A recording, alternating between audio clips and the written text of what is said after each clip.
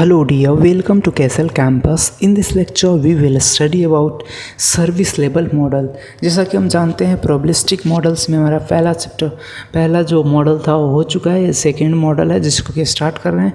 इसको service level models के नाम के से जानते हैं और इसको यूज करते हैं जबकि डिफरेंट कॉस्ट जो इन्वॉल्व होता है इन्वेंट्री में वो एग्जैक्टली नहीं हमें पता होता है, या फिर जो डिमांड रेट होता है वो एवरेज वैल्यू लेके निकालते हैं, एक तरीके से एग्जैक्टली नहीं पता होता है।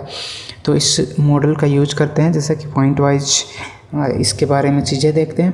तो this model is preferred fair different cost factors involve with inventory are not known exactly. जो अलग अलग कॉस्ट फैक्टर्स इन्वेंट्री के साथ इन्वॉल्व हैं तो एग्जैक्टली नहीं पता है कि क्या क्या हैं वो चीज़ें, उनका मतलब एक तरीके से एवरेज हमने निकाला हुआ है, प्रोबेबिलिटी निकाला हुआ है।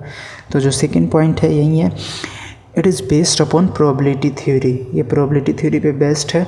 The amount of safety stock is kept according to the service management want to achieve.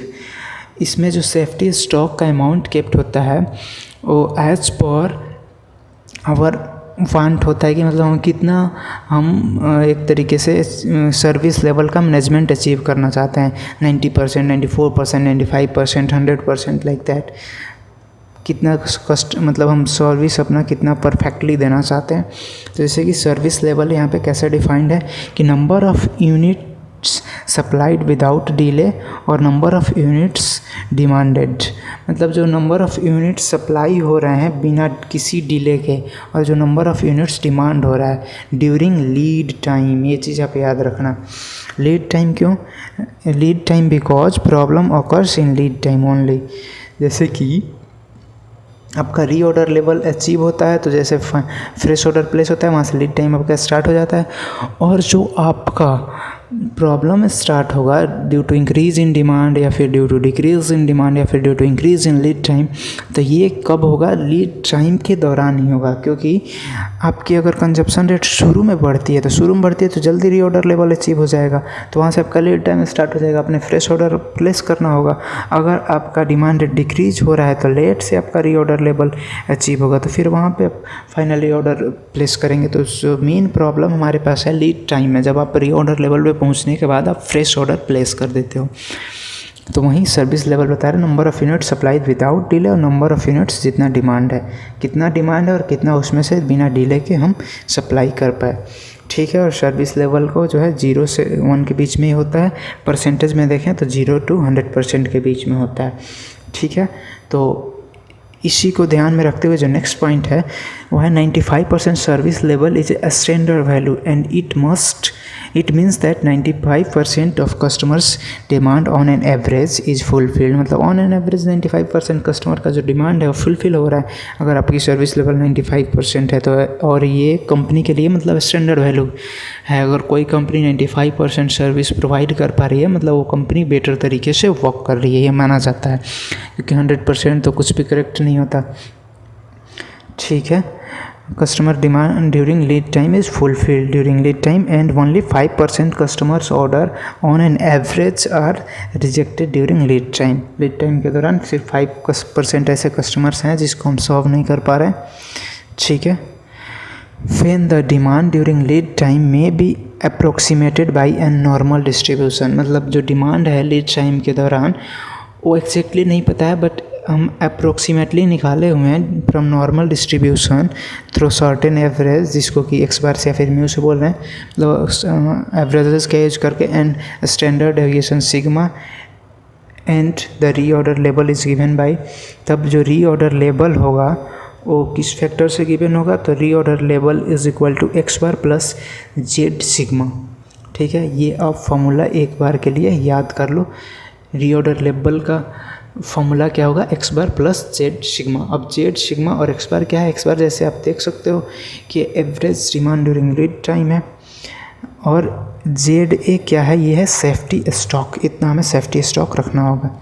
ठीक है। तो एक तरीके से रीऑर्डर लेवल आपका हुआ एक्स बार प्लस में safety stock is equal to Z A. तो जेड क्या है और सिग्मा ये है, ये मैं बोल रहा हूँ, ये प्रोनाउंसिएट नहीं करना होगा, सिग्मा करना होगा, क्योंकि स्टैंडर्ड डेविएशन को सिग्मा से लिखा जाता है, ए से नहीं। तो यहाँ पे जो सिग्मा है standard deviation for the demand variation during lead time, सारा चीज़ लीड टाइम एक्सपर्ट पता ही है आपको, average demand during lead time. और जेड जो है स्टैंडर्ड नॉर्मल वेरिएट इसको बोलते हैं। और इसकी वैल्यू कैसे निकालते हैं, सर्विस लेवल कितना % है उसके हिसाब से इसकी वैल्यू हम निकालते हैं या फिर याद करना पड़ता है। जैसे कि यहाँ पे नीचे में आपको दे रखा होगा कुछ वैल्यूज, और average demand during lead time जिसको कि एक्सपर्ट से डिनोट कर रहे हैं। और जेड जो है standard normal variate whose values depends upon the service level required, कितना सर्विस लेवल रिक्वायर्ड है उस पर जेड की वैल्यू डिपेंड करेगी, जो कि इस टेबल में हम देखेंगे। उसके पहले देख लेते हैं कि average demand during lead time जो कि हमने पिछले मॉडल में भी पढ़ा था ADDLT, ये क्या होगा, lead time into consumption rate. अब जेड की वैल्यू कैसे निकालते हैं, अगर हमारा सर्विस लेवल जो है 80% का है तो जेड की वैल्यू 0.84 यूज़ करेंगे। अगर सर्विस लेवल दे रखा है 90% तो 1.28 यूज़ करेंगे, और 95% दे रखा है जो कि स्टैंडर्ड भी है तो जेड की वैल्यू 1.645 यूज़ करेंगे। अगर 100% दे रखा है सर्विस लेवल तो जेड की वैल्यू 2.33 जो कि है यूज़ करेंगे। तो ये आपको याद रखना होगा सिर्फ इसमें से दो, 95% और 90% वाला। और 95% वाला तो मोस्ट इम्पॉर्टेंट है, क्योंकि कई न्यूमेरिकल्स में आपको सिर्फ 95% दे रखा है कि दे रखा होगा कि सर्विस लेवल अचीव कर रहे हैं, कहीं कहीं लिख रखा होगा standard service level is achieved where, तो आपको खुद से पता चल जाना चाहिए स्टैंडर्ड सर्विस लेवल 95% और जेड की वैल्यू वहाँ पे आप यूज़ करोगे 1.645। और सेम ये फॉर्मूला आप यूज़ करके रीऑर्डर लेवल निकाल सकते हो। जेड की वैल्यू 1.645 यूज़ करोगे, सिग्मा आप निकाल लोगे और एक्स बार आप निकाल लोगे। कैसे निकालोगे, जो वेरिएशंस की वैल्यू दी होगी उसका यूज़ करके निकालोगे, जो कि आगे आएगा फार्मूलाज में, उसको देखेंगे। उसके पहले हम क्या करते हैं, service level during lead time follows normal distribution. तो नॉर्मल डिस्ट्रीब्यूशन का कर्व किस टाइप से होगा, तो नॉर्मल डिस्ट्रीब्यूशन का कर्व इस तरह से, कुछ इस तरीके से -इन्फिनिटी से स्टार्ट होकर इंक्रीज होते जाता है और एक पीक लेवल पे जाता है, फिर डिक्रीज होते जाता है अप टू प्लस का इन्फिनिटी। ठीक है, ये ग्राफ एक दूसरे को रिपीट करता है, यहाँ से यहाँ तक और यहाँ से यहाँ तक, ये एक दूसरे का मिरर इमेज होता है नॉर्मल डिस्ट्रीब्यूशन का कर्व। तो जैसा कि आपके पास सिग्मा की कुछ अलग अलग वैल्यू हैं, 100, 150, 200 यहाँ पे, जो कि आपका एक्स बार ही है, मतलब average demand during lead time. और सिग्मा 250, 300, यहाँ पे 280। तो अगर मानते हैं कि रीऑर्डर लेवल पे जो स्टैंडर्ड डेविएशन की वैल्यू आई है 280 आई है, यहाँ पे हमने कंसीडर किया, और जो सेफ्टी स्टॉक हमारे पास यहाँ पे है 80 का सेफ्टी स्टॉक है, तो हमारा जो सर्विस लेवल है 94% का यहाँ पे हमें अचीव हो रहा है। कुछ इसी तरीके से किसी प्रॉब्लम के लिए या फिर किसी न्यूमेरिकल के लिए ग्राफ बनाएंगे तो कुछ इसी तरीके से नॉर्मल डिस्ट्रीब्यूशन का कर्व बनेगा। तो ये तो आपको गेट में देगा नहीं, ESC में दे सकता है, कब, जब आपका पेपर 2 यानी मेंस का होगा, उसमें आपको दे सकता है कि इसको नॉर्मल डिस्ट्रीब्यूशन के कर्व पे भी करके दिखाओ, या फिर सेमेस्टर्स में देता है, लेकिन बहुत ही कम देता है सेमेस्टर्स में। नाउ अब देख लेते हैं जो मैंने बताया था एक्स बार और सिग्मा की वैल्यू कैसे निकालेंगे। आपको रीऑर्डर लेवल का तो फॉर्मूला पता है, रीऑर्डर लेवल कैसे निकालते हैं, x bar plus Z sigma. और जेड की वैल्यू आपको पता चल गया कि जो आपको सर्विस लेवल दे रखी होगी उसके अकॉर्डिंग उस टेबल से हमने देखा था। जनरली 95% वाला स्टैंडर्ड सर्विस लेवल वाला पूछता है। अब जेड एक्स बार और सिग्मा की वैल्यू हमारे पास बच गई जो कि निकालनी है। तो जैसे कि हमारे पास किसी प्रॉब्लम में दे रखा है कि लीड टाइम में 3 वेरिएशन हो रहे हैं, x1, x2, x3, 3 variation demand में हो रहे हैं। तो एक्स बार की average variation during lead time कैसे निकालेंगे, इसका एवरेज निकाल लेंगे x1 + x2 + x3 अपॉन में 3 करके। ठीक है, अब सिग्मा की वैल्यू कैसे निकालेंगे, स्टैंडर्ड डेविएशन का आपको फॉर्मूला पता होगा, कैसे निकालते हैं, √(x1 माइनस जो average demand during lead time होगा तो x1 माइनस एक्स बार का whole square plus x2 minus x bar का whole square plus x3 minus x bar का होल स्क्वायर अपॉन में 3, और टोटल का तो रूट है ही। ठीक है, जैसे अगर सर्विस लेवल 95% है तो आपका जो सेफ्टी स्टॉक होगा तो जेड इंटू सिग्मा होगा। तो जेड का वैल्यू आपको पता है 95% के लिए 1.645 और सिग्मा की वैल्यू यहाँ से आप निकाल लोगे तो सेफ्टी स्टॉक भी आपकी निकल जाएगी। तो सिग्मा की वैल्यू को root over x minus x bar x1 minus x bar whole square plus x2 minus x bar upon में होल स्क्वायर बाई में 2, अगर दोनों वेरिएशन हो रहे हैं जैसे कि यहाँ पे एग्जांपल्स में दे रखा है कि 100 और 20 का वेरिएशन, यहाँ पे 70 और 50 का वेरिएशन, 60 और 60 का वेरिएशन, 80 और 40 का वेरिएशन। किस लिए दे रखा है?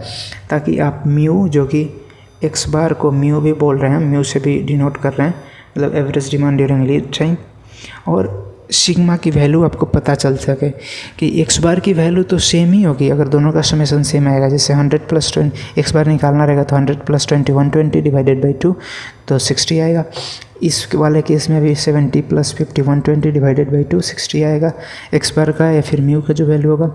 इस केस में 50 plus 50 divided by 2 60 plus 60 divided by 2 तो 60 आएगा। इसमें 80 प्लस 40 डिवाइडेड बाई 2 तो इसमें भी 60 आएगा।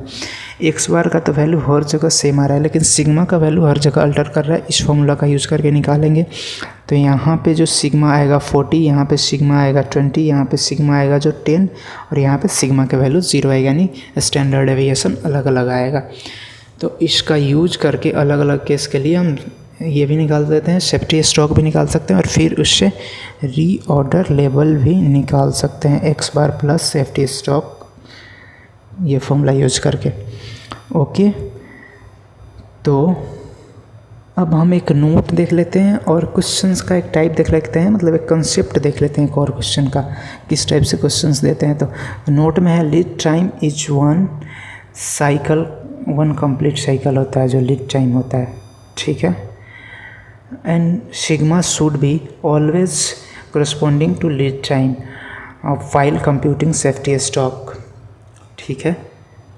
जो सिग्मा होगा वो करस्पॉन्डेंट टू लीड टाइम होगा। लीड टाइम एक साइकिल होता है, सिंगल साइकिल होता है, ठीक है, सिंगल एक साइकिल में होता है। तो जब सेफ्टी स्टॉक कैलकुलेट करेंगे या फिर रीऑर्डर लेवल कैलकुलेट करेंगे, बिकॉज सेफ्टी स्टॉक पता चलेगा तो उससे रीऑर्डर लेवल भी पता चल जाएगा उसमें एक्स बार ऐड करके सेफ्टी स्टॉक में। तो जेड और सिग्मा होता है, तो जो सिग्मा कैलकुलेट करेंगे वो किसके करस्पॉन्डिंग, लीड टाइम के करस्पॉन्डिंग। तो जनरली ये सिंगल साइकिल में होता है, लेकिन कभी कभी क्वेश्चन में क्या करता है, दो साइकिल में दे रखा होता है, that is one cycle consist of two parts. अगर उस टाइप का हो तो वन हाफ साइकिल के लिए सिग्मा 1, सेकेंड हाफ साइकिल के लिए सिग्मा 2 निकालेंगे और सिग्मा 1 सिग्मा 2 की जो करस्पॉन्डिंग वैल्यू होगी देन उससे हम एक फाइनल सिग्मा की वैल्यू निकालेंगे, फिर उससे सेफ्टी स्टॉक निकालेंगे। तो देन फाइनल सिग्मा की वैल्यू निकालने के लिए हमारे पास फॉर्मूला क्या है, sigma square is equal to sigma 1 square plus sigma 2 square, और सिग्मा इज इक्वल टू हो जाएगा root over sigma 1 square plus sigma 2 square. यहाँ से सिग्मा जो आएगा यानी स्टैंडर्ड डेविएशन का जो वैल्यू आएगा वो पुट करेंगे यहाँ पे सेफ्टी स्टॉक में। Safety stock is equal to Z sigma use करके सेफ्टी स्टॉक का वैल्यू जो है निकाल लेंगे, फिर रीऑर्डर लेवल का जो वैल्यू होगा निकाल लेंगे। तो इस लेक्चर में इतना ही। Now thank you for watching.